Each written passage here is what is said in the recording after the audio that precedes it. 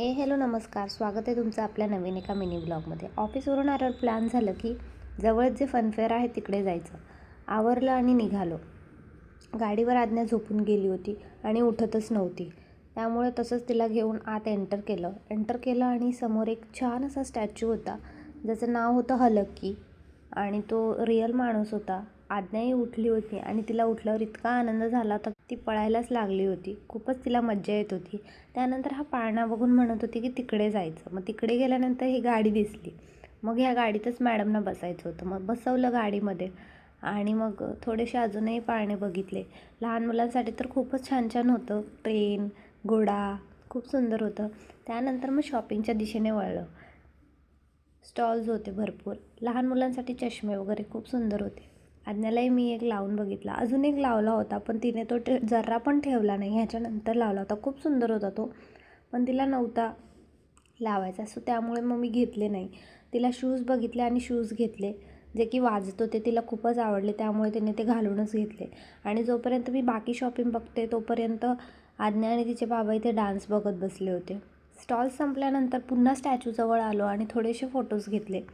त्यानंतर खायच्या सेक्शनमध्ये गेलो आणि तिथे राईस वगैरे मागवला.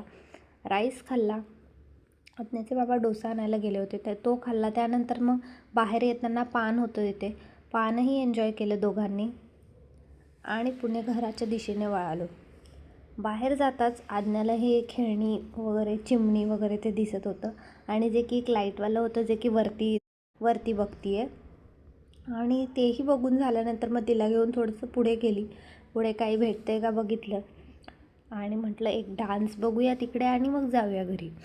आणि मग एक छोटीशी क्यूटशी मुलगी होती जिला की आज्ञा तिची फ्रेंड वाटली आणि ती येऊन आज्ञाला अशी हात लावत होती पण आज्ञाने तिला काही भाव दिला नाही.